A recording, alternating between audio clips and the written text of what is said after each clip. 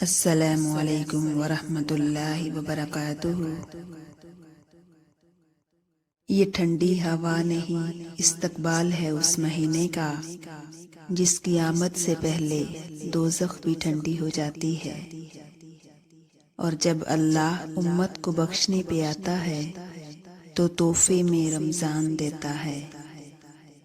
ہو سکتا ہے کہ تمہاری چاہت تم سے بس ایک قدم کے فاصلے پر ہو سکتا ہے کہ اس رمضان کن کے معجزے ہوں۔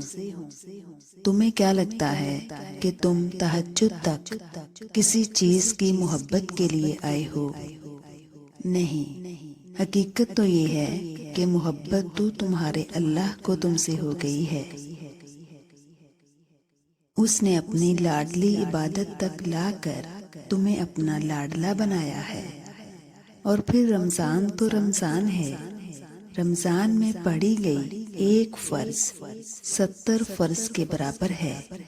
تو تم حساب لگاؤ کہ اس مہینے میں پڑھی جانے والی تہجدوں کا تمہارا کیا حساب بنے گا۔ اور پھر اللہ تو تمہاری ایک تہجد سے بھی خوش ہو جائے گا۔ تم سوچو کہ جب تم 70 گنا والی تہجد کو لے کر اپنے اللہ کے سامنے ہاتھ اٹھاؤ گے تو اس کی حیا یہ کیسے گوارا کرے گی کہ تمہارے ہاتھوں کو خالی جھکنے دے۔ اور جانتے ہو اللہ کیا کہتا ہے؟ وہ کہتا ہے کہ میں اپنے وعدوں کا بڑا سچا ہوں، اپنے وعدوں سے کبھی مکرتا نہیں۔ اور یہ اسی کا وعدہ ہے کہ جب کوئی پکارنے والا مجھے پکارے گا تو میں جواب دوں گا۔ اور پھر رمضان کا مہینہ ہے اور دعائیں بھی صبر مانگتی ہیں اور صبر انعام دیتا ہے۔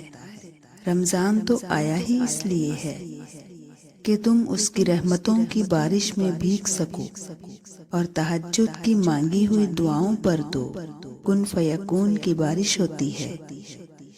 تہجد تو محبت کی تکمیل کا نام ہے۔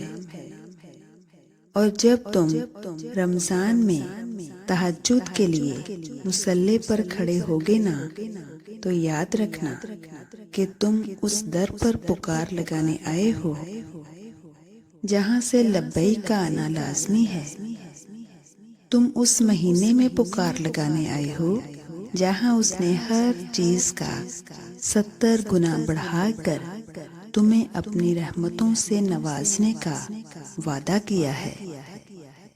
اور اگر یہ بھی تمہیں قبولیت کا یقین نہ دلا پائے تو تم یاد رکھنا کہ تم اس وقت پر آئے ہو جب اللہ تعالیٰ پہلے آسمان پر آ کر یہ کہہ رہا ہے کہ کوئی ہے مانگنے والا جو میں اسے عطا کروں۔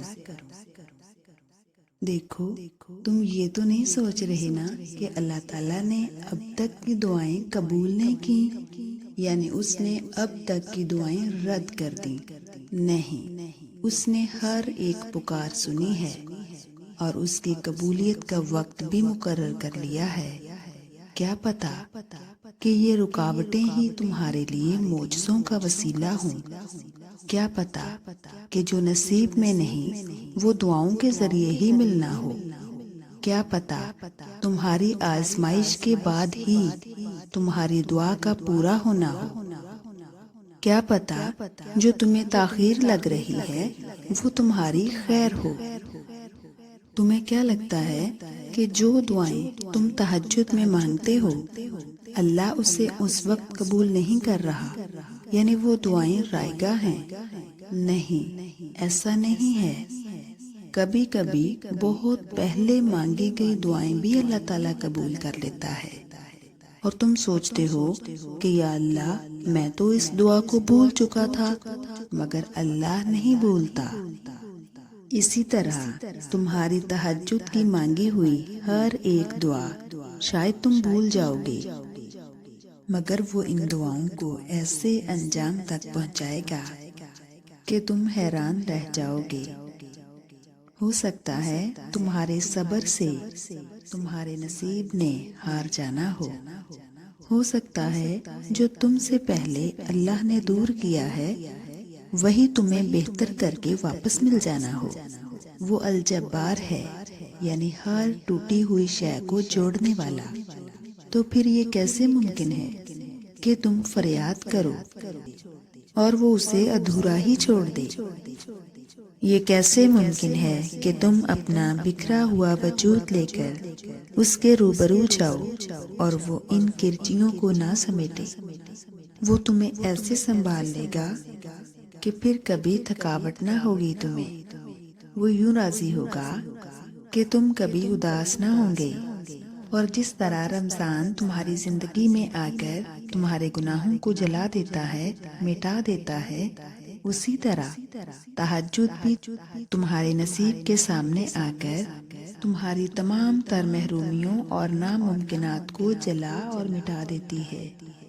جب اس نے تمہیں رمضان دیا ہے اور ہزاروں مایوس لوگوں کے درمیان سے صرف تمہیں ہی تہجد اور دعا کی توفیق دی ہے، تو وہ بھلا کیسے تمہاری دعا رد کر سکتا ہے؟